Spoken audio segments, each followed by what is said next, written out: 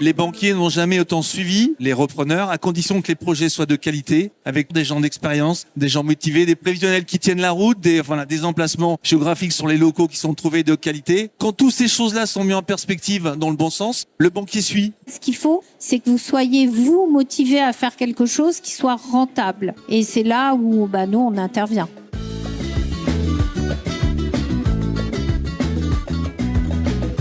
Bienvenue dans le podcast du Collectif Café spécial Paris Coffee Show 2025.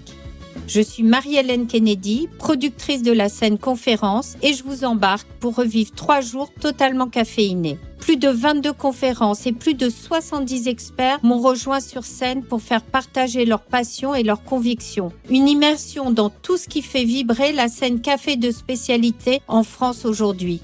Que vous soyez du métier ou juste de passage ici, installez-vous, servez-vous une bonne tasse et on démarre.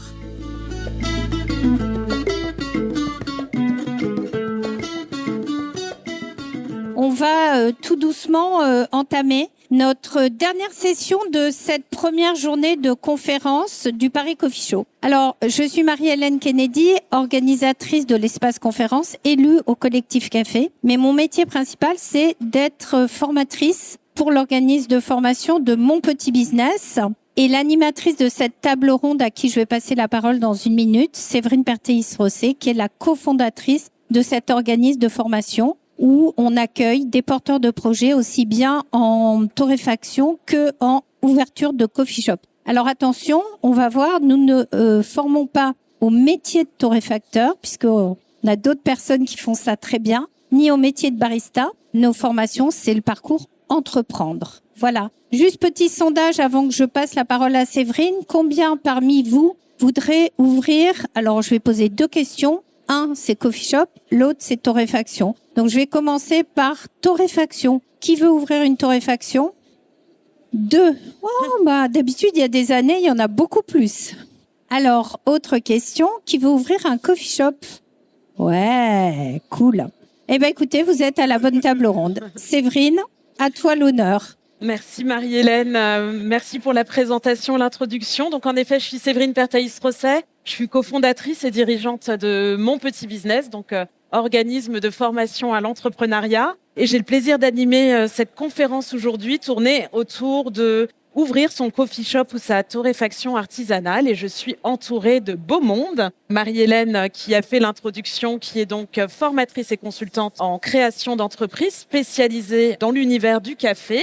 À la gauche de Marie-Hélène, nous avons Thibaut Vallée de Polygone Formation, qui est un organisme qui forme les baristas.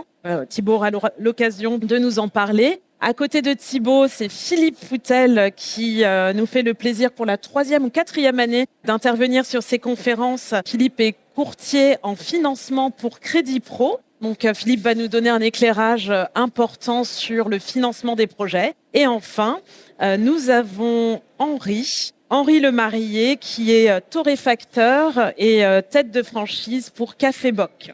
Donc pour démarrer cette table ronde, je vais d'abord donner la parole à Marie-Hélène, qui va nous éclairer sur le parcours de création du porteur ou de la porteuse de projet de coffee shop et espace de torréfaction en France aujourd'hui. Marie-Hélène, est-ce que toi qui as l'habitude d'accompagner des entrepreneurs, et à ce jour on en a accompagné plusieurs centaines maintenant, et le succès des coffee shops et ateliers de torréfaction ne se dément pas, enfin ça vous aura pas échappé qu'il y en a dans toutes les villes de grande taille ou de taille moyenne. Quelles sont pour toi les grandes étapes importantes à avoir en tête avant de se lancer dans un projet de création de coffee shop ou de torréfaction? Et j'ai une deuxième question d'ailleurs. Est-ce que pour toi, les parcours sont très différents entre les deux thématiques? Merci Séverine. Les parcours sont pas si différents de ça si on regarde pas le métier, c'est-à-dire si on regarde le parcours entreprendre. Sur le parcours entreprendre,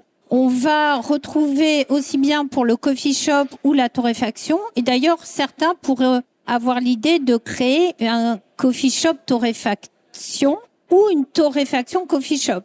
Quelle différence? Le coffee shop torréfaction, ça va être des gens comme par exemple, je vais citer nos élèves, Kaoufé, Élise, qui a essentiellement un coffee shop où elle va offrir petit déjeuner, déjeuner, goûter, mais elle va vendre son café qu'elle a elle-même torréfié. Mais quand vous rentrez dans son établissement, vous êtes dans un coffee shop. Une torréfaction coffee shop, vous rentrez d'abord dans une boutique de torréfaction avec a priori le torréfacteur que vous devez voir et après un display de café torréfié. Voilà. Et accessoirement, vous aurez un coin coffee shop dans lequel vous allez avoir des éléments, des tables, de la dégustation ou du café à emporter. Donc on fait un peu cette différence-là. Ce sont deux métiers totalement différents. Par contre, ce qui va les regrouper et qui va les rapprocher, et ce sur quoi on insiste beaucoup dans le parcours créateur, c'est la définition du concept. Alors la définition du concept, pour ceux qui ont assisté à des tables rondes aujourd'hui, vous m'avez peut-être déjà entendu parler du concept, ou vous avez d'autres experts qui en ont parlé. C'est qu'en fait, le concept, c'est pas juste dire je veux créer un coffee shop. C'est de définir précisément quel type de coffee shop vous allez vouloir créer. Donc quand je dis quel type, c'est quel message vous allez vouloir donner à l'ADN de votre coffee shop. Quel est son fil rouge? Quelle est sa colonne vertébrale que vous allez définir? Donc de là, vous allez définir votre clientèle cible, vous allez définir la taille de votre local, vous allez définir si vous voulez des places assises, si vous voulez faire de la vente à emporter, vous allez définir également de fait quel type de local vous allez vous rechercher, quel type d'arrondissement ou de lieu sur lequel vous allez vous implanter pour être certain que votre clientèle cible sera présente.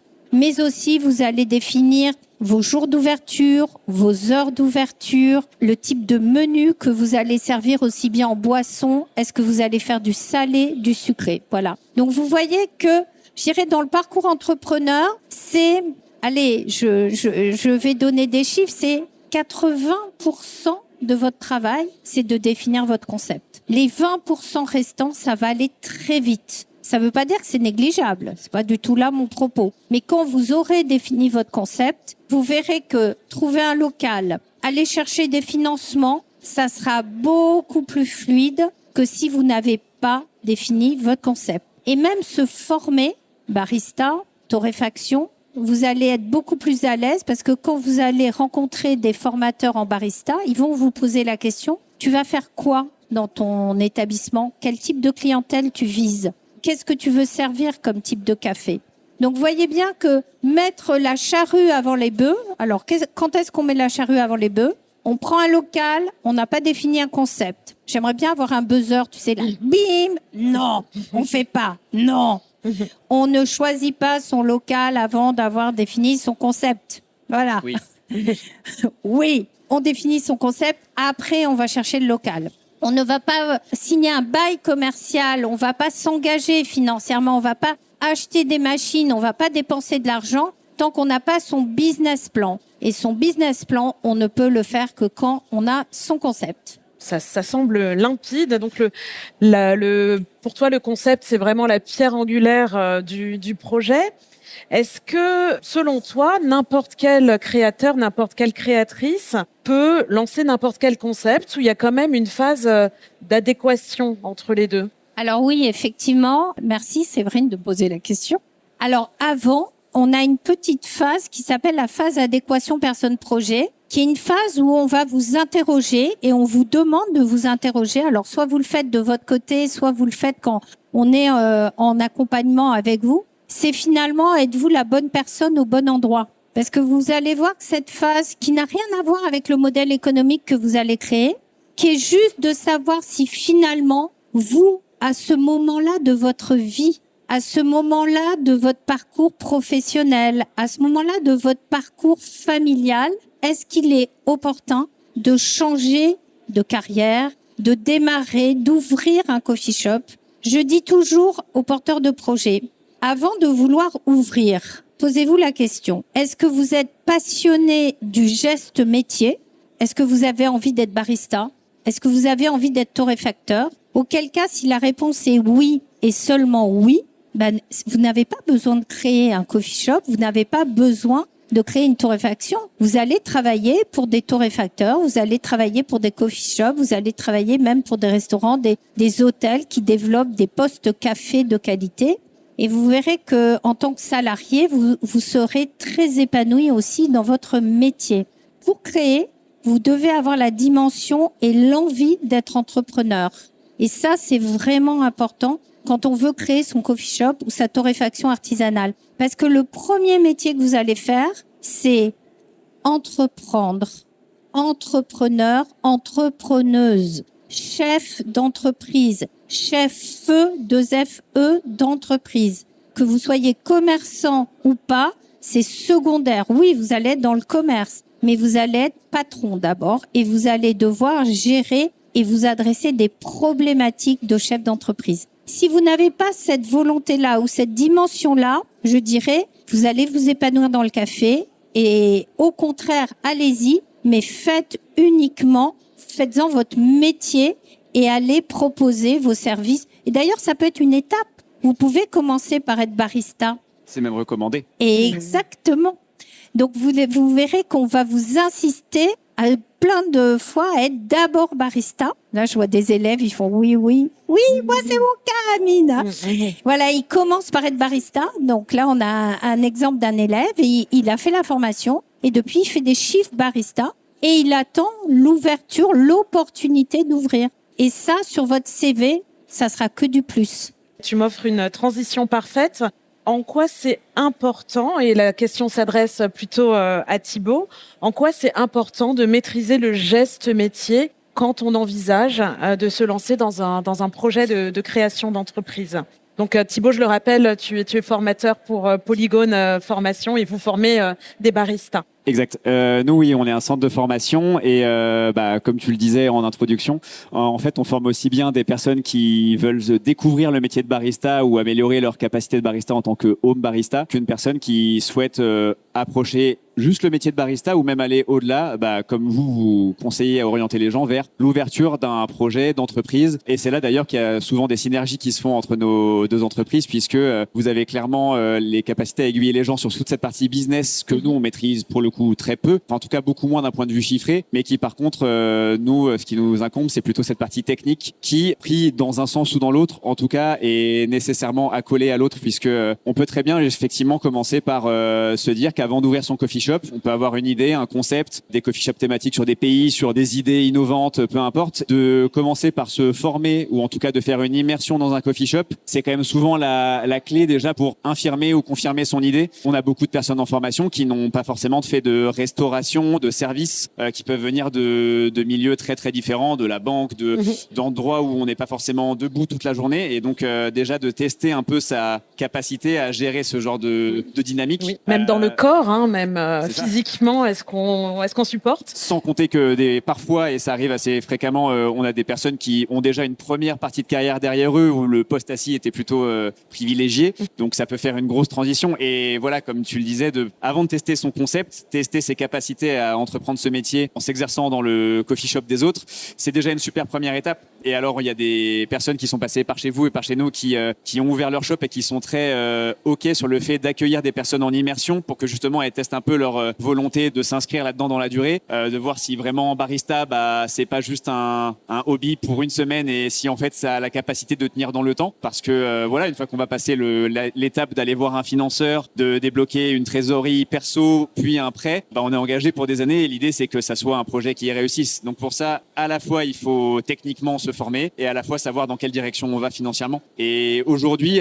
chez Polygone, on a un peu pris la mesure de ça en échangeant longuement avec vous aussi depuis ces derniers mois et années, en proposant justement un format où l'immersion, elle est un peu au centre aussi de notre formation. On fait des formats pour être synthétique en une journée, 3 jours ou 5 jours. La formation de 5 jours qu'on délivre, vraiment l'idée clé, c'est de se dire que au-delà d'apprendre la technique de barista et d'être capable de réaliser un super espresso, du latte art, de savoir faire des méthodes douces, connaître le café, savoir en parler à ses clients, nous, on appuie beaucoup le fait qu'il faut aller voir des coffee shops qui ressemblent à notre concept. Donc ça, en prenant une demi-journée pour aller voir un tout petit shop qui fait que de la vente à emporter, la vente de matériel et qui est géré par une personne, au coffee shop qui fait 50 couverts le midi et qui fait du brunch, en fait, on marque Coffee Shop sur la devanture, mais ça a clairement aucun rapport quand on va voir un financeur pour demander un prêt pour l'un ou pour l'autre. Et par contre, d'un point de vue technique, je vais apprendre la même chose à ces personnes-là. D'où l'importance de moi commencer à paver un peu le chemin à l'issue de cette formation technique en leur montrant que bon, maintenant qu'on sait le faire, qu'est-ce que ça donne dans la vraie vie entre faire 100 cafés la journée ou en faire 700? C'est pas la même chose. Et dans l'investissement financier que tu vas y mettre, ça va pas être la même chose non plus. Donc allons voir les gens qui font ça, parlons-leur, quel est leur quotidien, comment ils t'en parlent, est-ce que c'est too much pour une personne, est-ce que si tu y vas à plusieurs c'est mieux, est-ce qu'il faut tel on va dire investissement personnel comme mise de départ. Bref, il y a beaucoup de questions à poser dans cette partie de la formation quand on va voir les gens qui ont des concepts qui sont déjà rodés. Et j'amène peut-être vers ce que mes confrères vont expliquer aussi, on va aussi voir des torréfacteurs, parce que le torréfacteur c'est pas simplement quelqu'un qui vous fournit une matière première, c'est un partenaire. Bien et sûr. je pense que l'essentiel de notre métier de barista ici, c'est de cerner que le torréfacteur, c'est quelqu'un avec qui on travaille main dans la main. Il faut s'entendre avec, il faut avoir une vision un peu claire du café qu'on veut délivrer à nos clients finaux, en étant en adéquation avec les valeurs de son torréfacteur. Et je fais peut-être une passe décisive un peu d'avance, mais c'est en ça que peut-être aussi adhérer à des idées comme les tiennes pour faire partie d'un système de franchisé. Quand on a les mêmes valeurs et qu'on s'y retrouve, c'est assez pertinent de se dire, je vais chercher peut-être une sorte de personne qui va m'aider à mettre mon projet sur les rails, étant donné on s'y retrouve en termes de valeurs, d'idées du café. Et donc ça, voilà, en tout cas chez Polygone, ça nous paraît assez essentiel de visiter ces gens-là qui ont déjà des projets rodés, que ça soit en coffee, en torréfaction, pour ensuite commencer, nous, à en parler d'un point de vue finance sur ce que ça implique, mais surtout les amener aussi à vous consulter, vous ou d'autres organismes, pour finaliser un business plan. Finalement, on a tous on va dire une vague idée de ce que c'est qu'un business plan, mais de le rendre lisible et cohérent par rapport à un financeur, et de le rendre cohérent aussi par rapport à une idée du coffee shop ou de la torréfaction. C'est pas la même chose qu'un restaurant, c'est pas la même chose qu'un débit de boisson quelconque. Donc voilà, il y a beaucoup de choses à faire, et il faut aussi autant technique que financier. Maîtriser son outil de travail permet aussi de faire des choix business mieux appropriés. Oui. Et notamment, tu parlais tout à l'heure du buzz, des mauvaises idées, des choses à ne pas faire. Acheter sa machine avant d'être certain. Voilà. Est-ce que tu peux nous dire deux mots là-dessus? Je pense que c'est du vécu. Oui, pour le coup, j'en ai une partie des personnes qui viennent nous voir en formation et qui, malheureusement, après le tiers se rectifie en quelque sorte, et il est parfois pas trop tard non plus. Parfois, on met effectivement la charrue un peu avant les bœufs, et choisir une machine, peu importe la marque d'ailleurs, en se disant juste que parce que je vois telle marque dans tous les coffee shops, c'est un gage de qualité et gage que je vais faire du bon café comme le voisin. C'est pas si simple que ça serait trop simple. Il faut justement prendre le temps de s'entraîner, d'acquérir les techniques de barista, de savoir fondamentalement quel type de café on a envie de servir. C'est aussi faire un choix stratégique dans le matériel qu'on va acheter. Et une machine et un moulin, vous allez en acheter une fois. Quand on vous dit oui, mais dans 2 ans, tu changeras peut-être. Je vous souhaite que dans 2 ans, vous n'auriez pas 10 000 € ou 3 000 € à remettre dans un moulin et une machine. Donc, faisons le choix des technologies qui nous intéressent par rapport au type de café qu'on a envie de servir, à l'aptitude aussi des gens qui vont travailler derrière la machine. Si on a un gros turnover parce qu'on est un gros restaurant, on fait du brunch, et peut-être que je prends un gros cliché, mais peut-être pas besoin d'une machine où on règle la température au 10e de degré près. Peut-être que si on est plusieurs derrière la machine, acheter un puck press qui va tasser automatiquement, on va gagner en régularité. Toutes ces choses-là, nous, on les aborde déjà quand on est en formation. Et justement, l'idée de faire 5 jours ensemble, c'est de pouvoir un peu comprendre votre projet pour être amené à vous faire de bons conseils sans faire une liste exhaustive du matériel. En tout cas, vous dire ça c'est pertinent, ça c'est une fausse bonne idée, ça peut-être que tu verras dans un second temps avec un deuxième axe de développement. Donc oui, voilà, le matériel c'est un peu la cerise sur le gâteau quand on a vraiment les billes pour le faire. À la fin en tout cas. Ok, merci beaucoup Thibaut. Si je récapitule, donc Marie-Hélène, tu nous as parlé concept, adéquation personne-projet, dimension entrepreneuriale, vérifier qu'on a vraiment cette envie d'entreprendre. Thibaut, tu nous dis que c'est important de se former, de maîtriser le geste métier, de faire les choses dans l'ordre. Une autre chose très importante dans un projet entrepreneurial, c'est évidemment le financement. C'est l'une des premières raisons qui fait qu'un projet voit le jour ou pas. C'est l'une des premières barrières à la création. Donc Philippe, toi tu es courtier en financement. Déjà, est-ce que tu peux nous dire 2 mots sur ce que c'est que ce métier de courtier? Est-ce que c'est la même chose que banquier, par exemple? Non, c'est pas du tout la même chose. On est plutôt côté client, nous. Donc Okay. On accompagne les clients vraiment du début jusqu'à la fin. On est là pour vraiment désensibiliser un certain nombre de choses, déculpabiliser en face du banquier. On est vraiment des accompagnants dans tous les sens du terme. Parce qu'on sait que dès qu'on ouvre la porte pour aller voir son banquier, on commence à avoir un taux d'adrénaline qui monte, le stress. Donc non, nous on est là vraiment. Moi, j'accompagne tous mes clients dans tous les rendez-vous banques. Et les clients, ça les rassure énormément. Donc toi, tu es l'intermédiaire entre le porteur ou la porteuse de projet et le banquier. Absolument. Et tu vas aider l'entrepreneur à ce que son dossier soit plus facilement finançable. Comment ça se passe? Absolument. En fait, moi, j'interviens exactement après ce dont a parlé Marie-Hélène, ce qu'on vient de dire il y a quelques instants. J'interviens tout de suite après, où je vois la qualité du dossier et je mets tout de suite les choses en perspective avec le client. Parce que la première chose que vont regarder les banquiers, bien évidemment, c'est la cohérence du projet, l'expérience du repreneur, sa motivation, son envie. Donc on essaye de mettre tout ça en musique à travers un business plan. Et moi je suis là pour regarder avec le client, lui apporter une vraie valeur ajoutée, voir si le business plan tient la route, s'il y a des choses qui vont pas. Voilà, moi j'interviens à ce moment-là pour valider le projet ou lui dire attention, il y a des choses à revoir, il y a des choses à remettre en perspective. Donc moi j'interviens à cette étape-là. D'accord. Tu dis il y a des choses à revoir, des choses à remettre en perspective. Comme tu en vois passer beaucoup des dossiers, est-ce que tu peux nous dire qu'est-ce que ça peut être ces choses à revoir par rapport à un business plan qui serait proposé par un entrepreneur? C'est souvent le manque de motivation qui se traduit dans les CV, le manque d'expérience. Marie-Hélène en parlait pertinemment tout à l'heure. Effectivement, quand on n'a pas vraiment la fibre, commencer une première expérience dans le salariat, ça peut être très positif. Sur un CV, bien évidemment, ça va être très parlant. Après, on a souvent des business plans qui sont mal faits ou sur lesquels il manque des choses, des prévisionnels qui tiennent pas la route. Comme ont l'habitude de dire nos amis banquiers, des prévisionnels qui sont trop ambitieux. Donc moi, je suis là justement pour cadrer les choses et faire que les choses puissent se passer. Moi, j'aime bien le terme prudent. Moi, j'aime bien aller voir les banquiers avec des prévisionnels qui soient pas trop ambitieux, prudents, cohérents. Et c'est la meilleure façon d'aboutir à un accord de la banque. Ok. C'est intéressant que parmi les raisons qui peuvent faire qu'on n'est pas financé, tu commences par parler de motivation et de manque d'expérience. On a tendance à penser qu'un business plan, c'est juste des chiffres. Mais finalement, la première chose que tu vois, c'est le manque d'expérience, manque de motivation. Donc, c'est vraiment pas que des chiffres, un business plan. Le banquier, en fait, il va s'investir dans un projet. C'est un peu comme moi, j'ai l'habitude de dire un storytelling. Donc, le banquier va s'investir dans le projet. À travers le CV, il va commencer à se faire une idée de ce que veut faire le client. À travers le business plan, il va voir la réelle motivation, voir si les choses sont bien mises en perspective. Et moi, je suis là pour cadrer les choses. Et lorsque je vois qu'on sort un petit peu de l'autoroute, je leur dis attention, non, il y a des problèmes. Il faut revoir votre prévisionnel, il faut revoir votre business plan, il faut revoir. Donc moi, je suis là vraiment comme un encadrant. Voilà, vraiment un vrai encadrant. Ok. Alors dernièrement, on l'a dit, il y a énormément de coffee shops qui se lancent un peu partout. Est-ce que vraiment les banques financent toujours des ouvertures de coffee shop ou est-ce qu'on est arrivé à un état de saturation du marché? Alors moi, je vais être très clair. Post-Covid, on n'a jamais autant financé. On n'a jamais autant financé que depuis le Covid. On n'a jamais autant financé. Les banquiers n'ont jamais autant suivi les repreneurs, à condition que les projets soient de qualité, avec tout ce dont on vient de dire, des gens d'expérience, des gens motivés, des prévisionnels qui tiennent la route, des emplacements géographiques sur les locaux qui sont trouvés de qualité. Quand toutes ces choses-là sont mises en perspective dans le bon sens, le banquier suit. Il n'y a pas de refus. Alors effectivement, il y a beaucoup de coffee shops qui ont été ouverts, il y a beaucoup de restaurants. Moi, je suis aussi spécialiste de la restauration. Mais lorsque les dossiers sont vraiment de qualité, je peux vous assurer que le banquier suit, les banquiers suivent. Ça, c'est une super nouvelle pour cette salle comble d'entrepreneurs.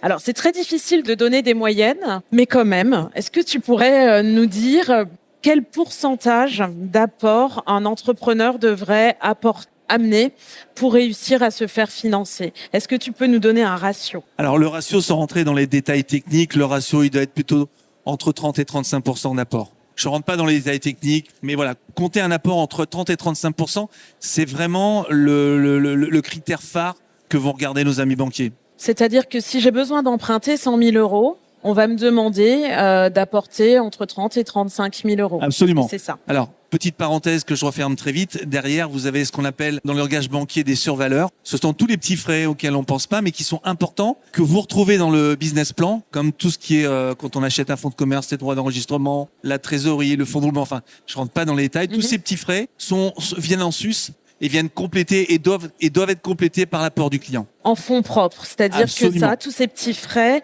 ne sont pas finançables par le banquier, donc il faut bien prévoir de les financer en fonds propres. Ce sont des frais immatériels, c'est pour ça que les banquiers appellent ça des survaleurs.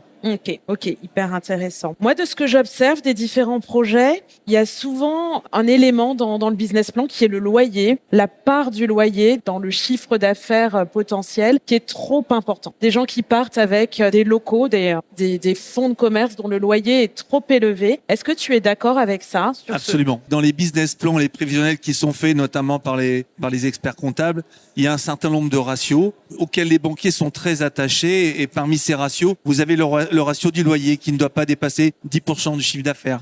Okay. Donc c'est vraiment très important. Donc tu as envie de rebondir là-dessus, Marie-Hélène ? Je rebondis là-dessus parce que pour donner aussi le parallèle de 10%, ça peut pas vous parler. Vous dites 10% du chiffre d'affaires. Oui, alors je vais vous le dire aussi différemment. Quand vous regardez des loyers à 3 000 €, vous dites 3 000 €. Paris, c'est cher, les appartements, c'est cher. 3 000 € finalement, c'est pas si cher que ça. Dites-vous que 3 000 € multipliés par 12, ça veut dire c'est 360 000 € de chiffre d'affaires. Peut-être là, vous voyez les choses différemment. Là, vous vous dites 360 000 € de chiffre d'affaires en café. Peut-être il va falloir que je réfléchisse. Voilà, c'est exactement ça. Ce qu'on va faire ensemble dans les formations, on va vous faire toucher du doigt ces ratios. Parce que parfois, quand vous laissez, je sais que le cœur est souvent l'ennemi de la raison, et vous laissez embarquer sur un local parce que vous adorez, vous dites mais c'est génial, je vais y arriver dans ce local, il a tout pour plaire. Sauf que quand vous êtes sur des loyers aussi élevés, il est très compliqué de monter des business plans en café avec un chiffre d'affaires prévisionnel de 360 000 €. On peut en parler.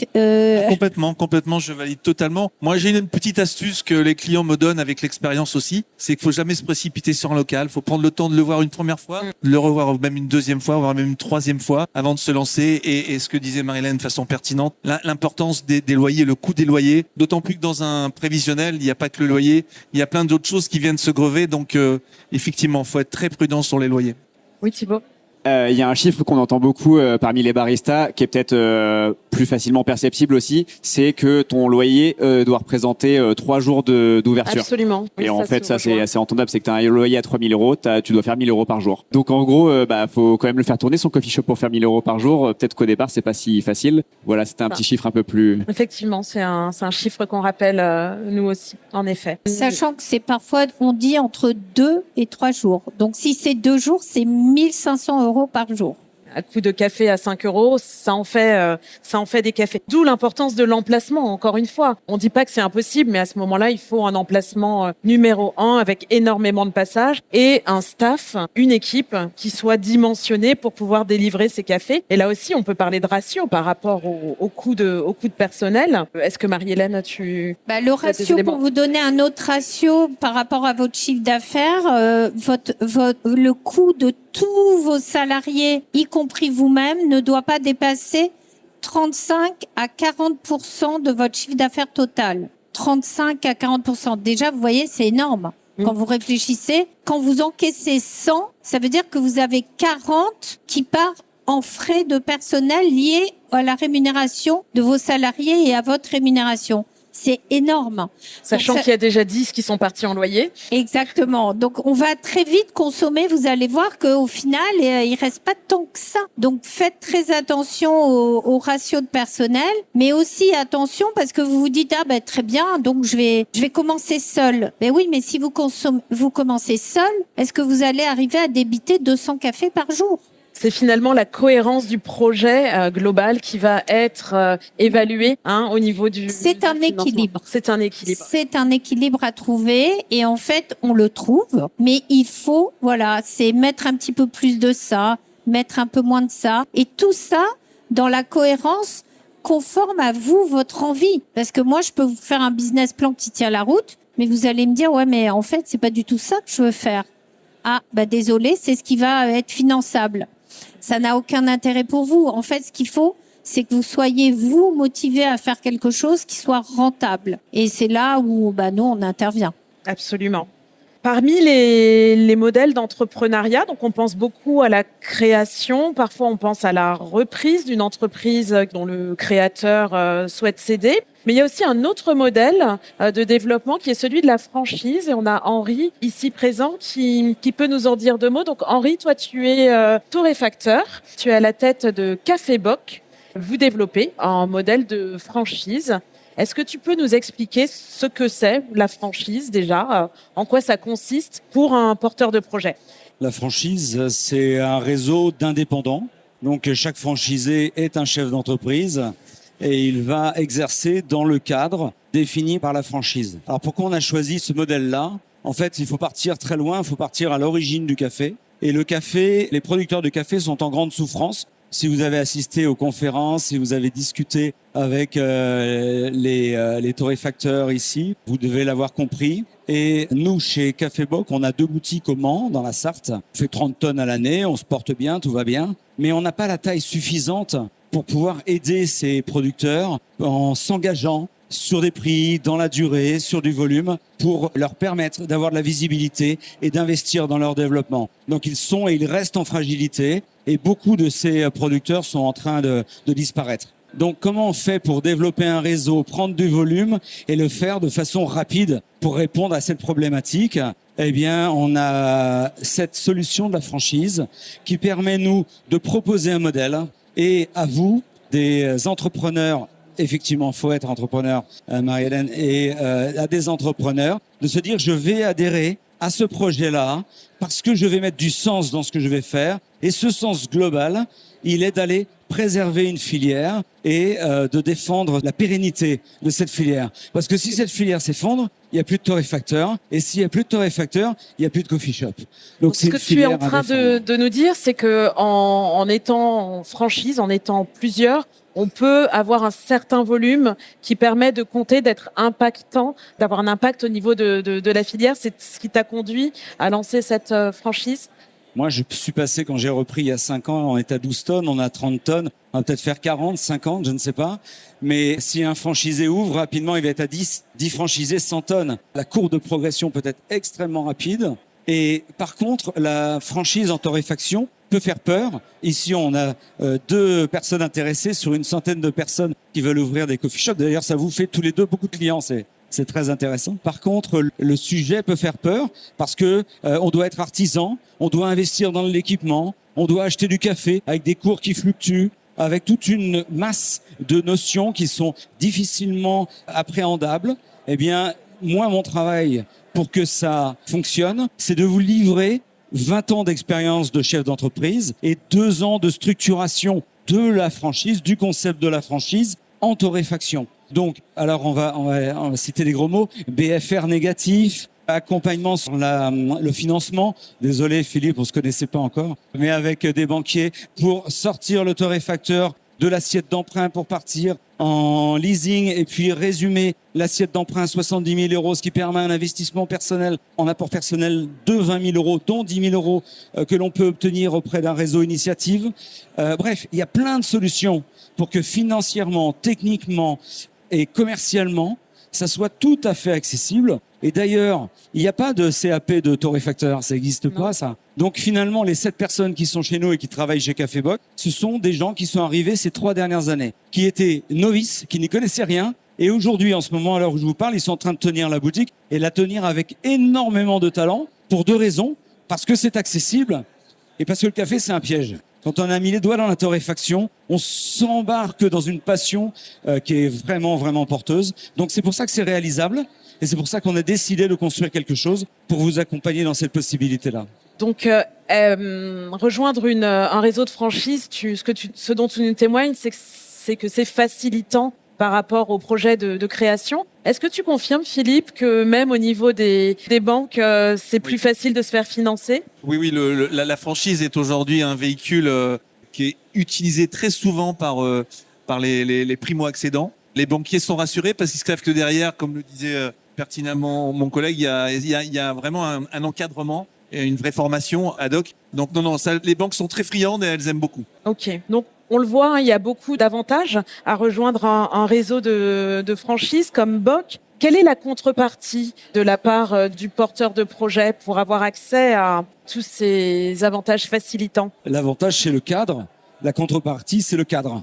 L'avantage, c'est le cadre parce qu'on va être accompagné dans quelque chose qui est structuré.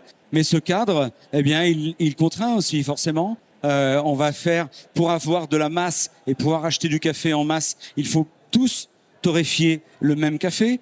Donc, on a une gamme qui est définie. Les accessoires, le thé, la déco intérieure, etc. est guidé par la franchise pour créer une unité de marque. Et c'est de cette notoriété, par cette présence massive, que la marque va prendre de l'ampleur et que vos business vont prendre de la valeur. Mais on ne peut pas vivre dans cette contrainte et cette contrepartie en permanence. Donc c'est pour ça aussi que l'idée est de vous accueillir novices en torréfaction dans un système accompagnant et de vous permettre à terme aussi de dépasser ces niveaux de base pour arriver à un niveau où vous allez trouver une part d'indépendance dans ce démarche. Par exemple, accéder à des cafés auxquels vous ne pouviez pas accéder en tant que novice, en tant que torréfacteur novice. Mais également vous aider à aller trouver et mettre en place des synergies avec des artisans locaux à côté de chez vous. Moi, je fais de la liqueur de café avec un distillateur du Mans. Ça n'a aucun sens que celui qui installera sa franchise à Montélimar fasse de la liqueur qui est faite au Mans.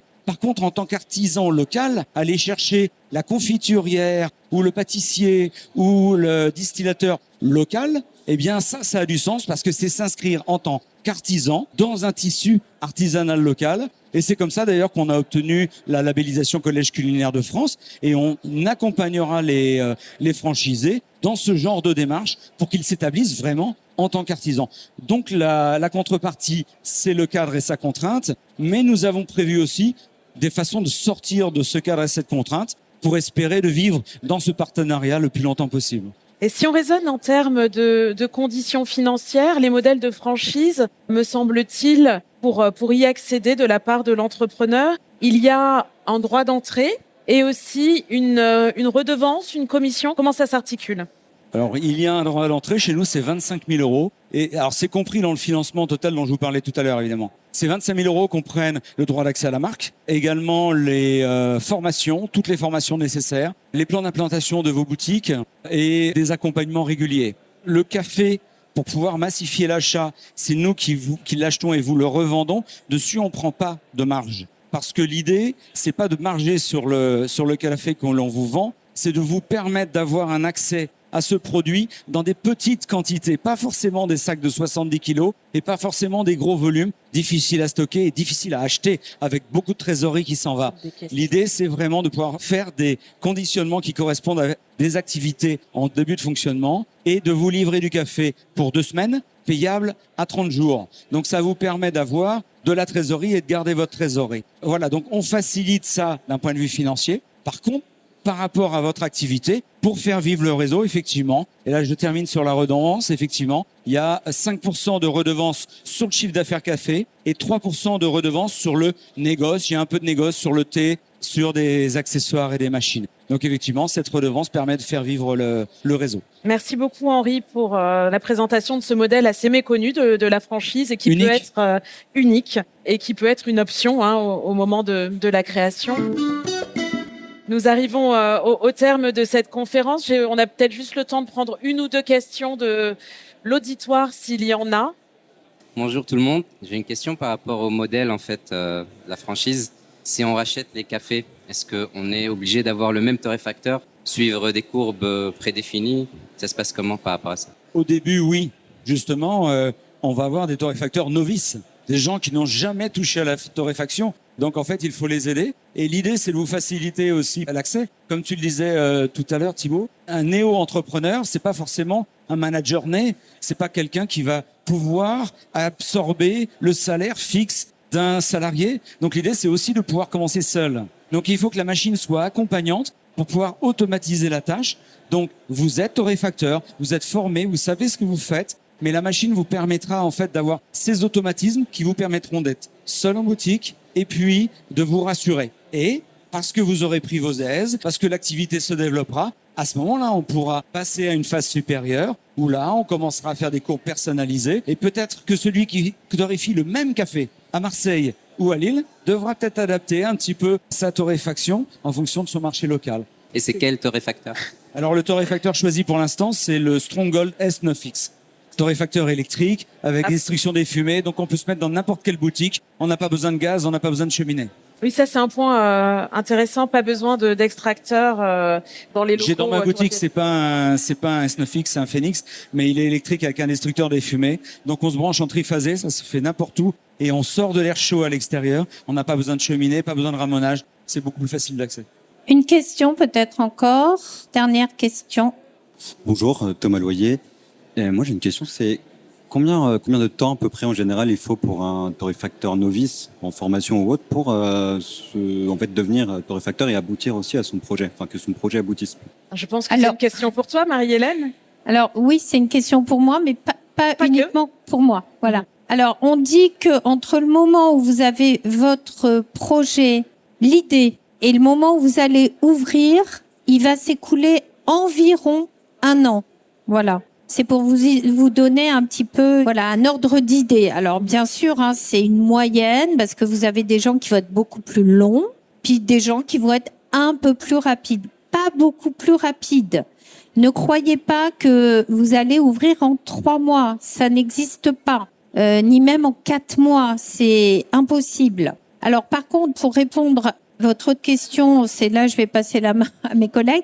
C'est combien de temps on devient torréfacteur? Ça, je laisse répondre. Ce que tu dis, Marie-Hélène, c'est qu'il y a quand même des temps incompressibles dans les phases, dans le parcours de création, qui font qu'il est illusoire de penser qu'en moins de 6 mois, on l'a jamais vu. Honnêtement, entre l'idée et l'ouverture, moins de 6 mois, c'est quasiment impossible. Maintenant, acquérir le métier, c'est encore autre chose. Je vais faire un début de réponse, mais à la limite, moi, je suis plus sur la partie barista. Oui, c'est vrai que la torréfaction m'intéressant beaucoup. Et avant d'être chez Polygone, je m'étais formé pour potentiellement devenir torréfacteur. Devenir torréfacteur, finalement, sans être accompagné au-delà de la partie formation, c'est pas mission impossible, mais c'est très dur. Comme tu le disais, d'avoir les circuits pour aller chercher du café vert, pour structurer ton offre, pour avoir une carte de café qui se renouvelle, connaître les récoltes, etc. C'est chouette de se former. Je l'ai fait en 5 jours. Honnêtement, j'étais capable de torréfier, mais pas capable de beaucoup de choses d'un point de vue business derrière. Et d'avoir un système de franchise ou d'accompagnement qui te permette de connaître un peu ces réseaux qui sont un peu hermétiques, on va pas se mentir au départ. Des torréfacteurs, il n'y en a pas des milliers en France, en tout cas de qualité, il n'y en a pas des milliers, ça c'est sûr. Et du coup, il faut avoir cette direction et cet accompagnement. Et ça, c'est un cadre comme le tien qui peut, à mon avis, le permettre. Autant un barista, je pense qu'on peut se faire son expérience un peu sur le terrain et qu'on peut bricoler au départ pour arriver à un résultat assez satisfaisant en termes d'extraction, de la terte, etc. Autant la torréfaction, on a quand même une matière première qui est extrêmement coûteuse et qui implique, on va dire, une valeur qui peut pas être nulle au départ. Il faut qu'il y ait quand même un minimum de qualité, sinon l'activité ne décollera pas. Pour un Sartois, je vais faire une réponse de Normand. Il n'y a pas de torréfacteurs, il y a des torréfacteurs. C'est comme entre un tailleur de pierre et un maçon, c'est comme un ébéniste et celui qui fait de la menuiserie boule. Il y a besoin d'avoir un savoir-faire, ne serait-ce qu'autour du torréfacteur, autour de la machine, adapté aussi aux produits que l'on veut sortir. On a ici sur ce salon, c'est magique, les plus grands noms de la torréfaction du café, des gens qui font des choses d'exception et des gens qui font de très bonnes choses, de très belles choses. Nous, on fait des cafés du quotidien. En fait, Madame Michu, quand elle vient acheter du café chez nous, elle veut mettre son café dans sa cafetière et la faire tous les jours. Il faut que ça soit bien fait, bien sourcé, bien maîtrisé, mais courant, agréable. Si à Madame Michu, je lui mets du floral, de l'acide, du cassis, etc., elle va reculer de 2 mètres, puis elle ne reprendra pas chez moi le café. Donc nous, ça fait 100 ans qu'on existe à peu près. Et en fait, on fait ce café de spécialité, extrêmement bien sourcé, mais du quotidien. Ça correspond, on va dire, à un 82, un 83, si vous connaissez ces scores. Et en fait, c'est ce qui correspond aussi à la partie majeure des producteurs de café à l'autre bout du monde. C'est aussi pour ça que ces cafés-là m'intéressent. Eh bien, pour faire ces cafés-là, forcément, on pourrait être un torréfacteur un peu plus rapidement que si on veut aller chercher que des cafés d'exception et aller chercher la quintessence de ces cafés-là. Donc, le cheminement et l'approche seront pas le même. Encore une fois, quel est votre concept? On en revient toujours au concept et c'est une bonne conclusion, je crois, Marie-Hélène. Je vous remercie tous les 4 pour votre participation.